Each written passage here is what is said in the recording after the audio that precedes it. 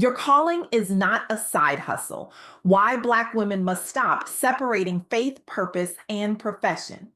Good evening, everyone. Welcome to the Pink Parachute Diaries podcast, where we proudly amplify the voices of Black women who are making waves in their respective fields. Tonight, I had the extraordinary opportunity to sit down with Paulina Abesordu Cole-Hardy, an international speaker, author, entrepreneur, spiritual counselor, and someone who holds an honorary doctorate degree in divinity. Paulina has dedicated her entire life to empowering Black women, both as career professionals and executives, encouraging them to fearlessly pursue their passions, whether that means excelling within their chosen professions or taking the leap to start their own businesses. Her work challenges the systems that have historically overlooked and undervalued Black women. And she is committed to creating a world where Black women's accomplishments are celebrated and their potential is unleashed. What I'm about to share with you tonight comes directly from my conversation with Paulina Abesordu Cole-Hardy, and I believe it will fundamentally shift the way you think about your career, your calling, and your future. Let me start with a question that might make you deeply uncomfortable. How many of you have been told directly or indirectly, though, that your calling and your career are two separate things? That you should get the secure job, climb the ladder, make the money, and then maybe if you have time and energy left over, you can serve your community, honor your spirit, pursue your purpose on the side. For Black women especially, this message is everywhere. It is in the advice from well meaning family members who want us to be safe.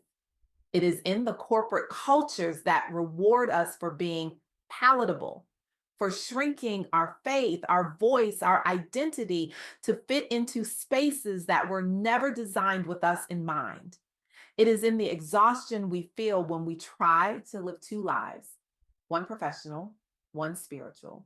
And we wonder why we are so tired, so burned out, so disconnected from the very gifts that make us who we are.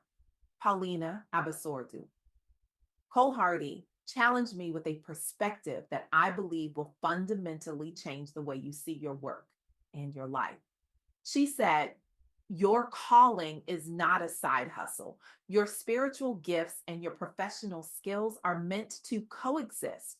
You do not have to shrink your faith, your voice, or your identity to be palatable in corporate or entrepreneurial spaces.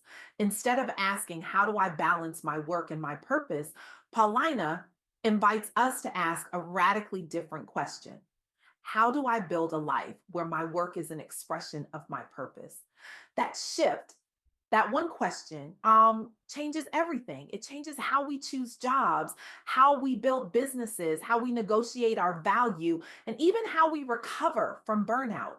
It is not about chasing titles. It is about designing a life where your gifts, your faith, and your leadership all sit at the same table. This is not just a philosophical shift. This is a strategic decision that has the power to transform your entire trajectory. Now, I know what some of you might be thinking. That sounds beautiful, but is it realistic? Can you really integrate your calling and your career in a world that often punishes Black women for being too much, too bold, too spiritual, too ambitious? Let me show you that it is not only realistic, it is already happening and it is powerful. Let us talk about Tristan Walker. Tristan is a Black entrepreneur who founded Walker and Company Brands, the company behind Bevel, a line of health and beauty products specifically designed for people of color. Before starting his company, Tristan worked at Foursquare and Andreessen Horowitz.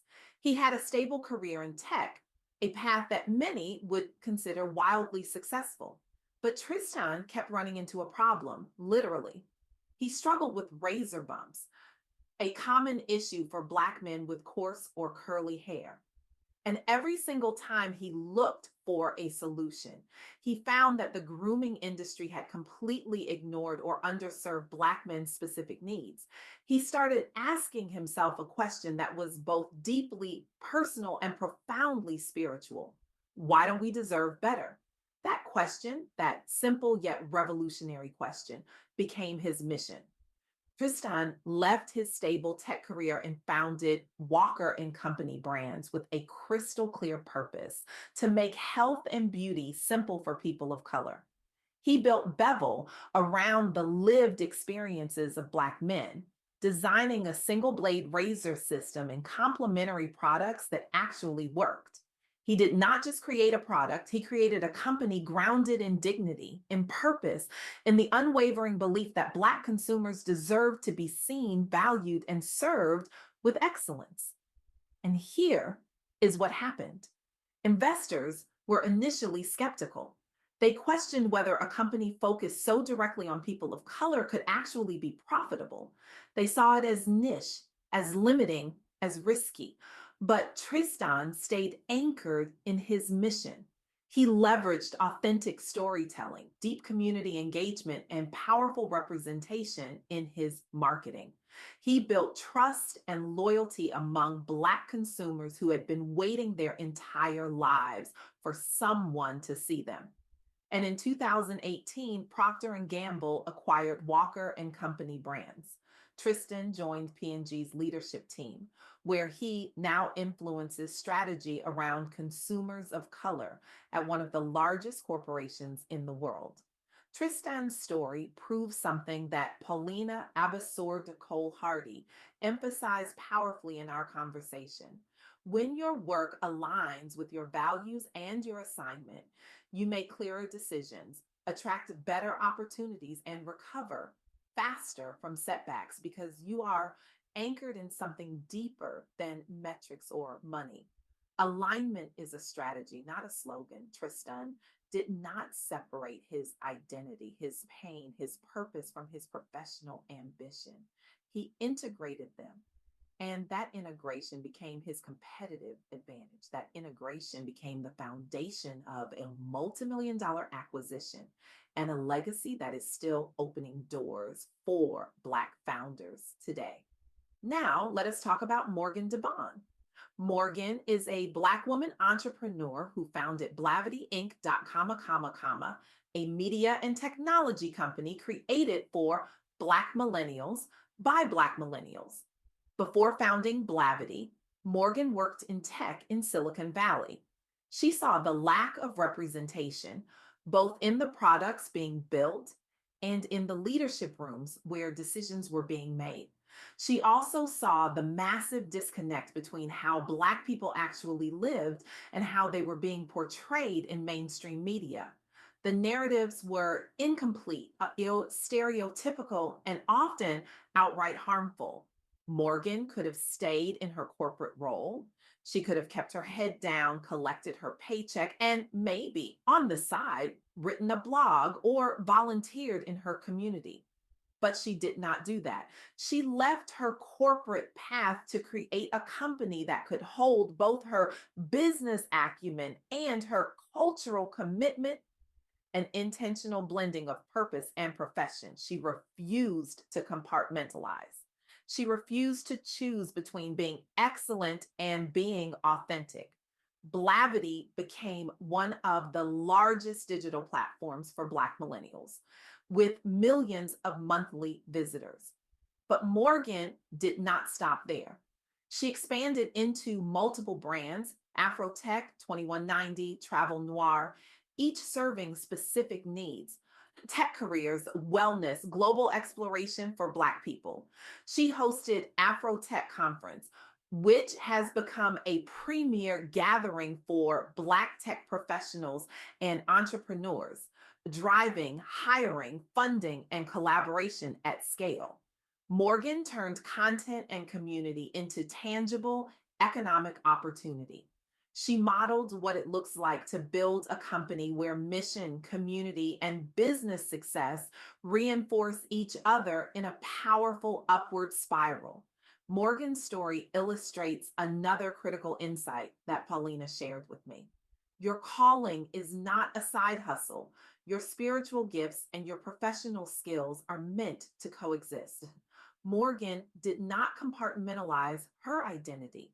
She did not build a company that ignored her Blackness or her commitment to her community. She built a company that centered those things, right? And in doing so, she created a platform that has helped connect thousands of Black professionals to tech opportunities, funding, and networks that are often deliberately gate kept.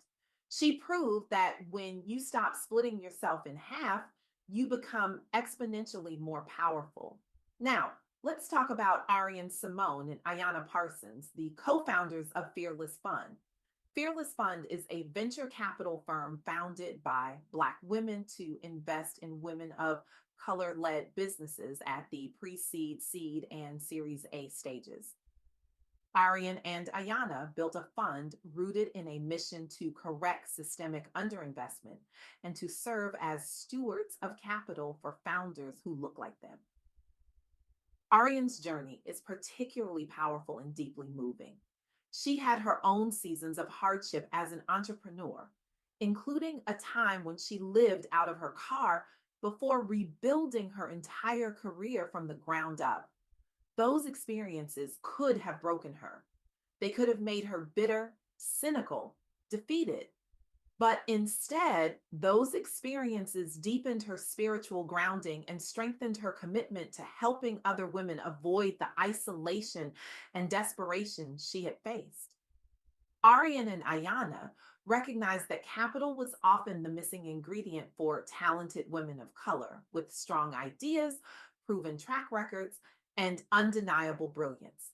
So they created a fund that reflected their values, their lived experience, and their unshakable belief in the power of Black and Brown women's leadership. They positioned Fearless Fund explicitly as an investor in women of color, grounding their thesis in both hard data, the funding gap, and powerful purpose, economic justice. They provided not only capital, but also education, mentorship, and community to their portfolio companies, treating founders as whole people, not just investments or line items on a spreadsheet. Fearless Fund invested in multiple women of color led startups across industries, helping them scale and create jobs. The firm raised multiple funds and attracted national attention, becoming a living symbol of what it means to align capital with equity and purpose.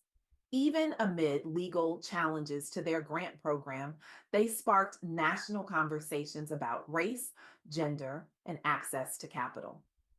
Arian and Ayana's story demonstrates the third critical insight that Paulina emphasized. Rest and spiritual grounding are performance tools, especially as Black leaders. We are conditioned to overwork and overprove. Spiritual practices, prayer, reflection, community, therapy are not just nice to have, they are critical infrastructure for sustainable success. Arian's hardship, her time living out of her car, could have destroyed her, but instead it deepened her spiritual grounding. It clarified her mission. It gave her the resilience and the unshakable conviction to build something that challenges unjust systems and creates new ones. That is what happens when you stop separating your faith, your gifts, and your work. You become unshakable. You become a force of nature. So here is what I want you to deeply understand. Tristan Walker, Morgan DeBon, Ariane Simone, and Ayanna Parsons are not exceptions. They are examples. They are proof that when you integrate your calling and your career, when you stop compartmentalizing your identity, your faith, your purpose, you do not just survive, you thrive. You build companies that matter. You create opportunities for others. You shift entire industries. You become a force that cannot be ignored, cannot be stopped, cannot be diminished. But here is the hard truth that we need to face together. Most of us are not living this way. Most of us are still trying to balance two separate lives. We are still shrinking ourselves in corporate spaces, still waiting for permission to be fully who we are, still treating our calling like a hobby we will get to someday when we have more time, more money, more security.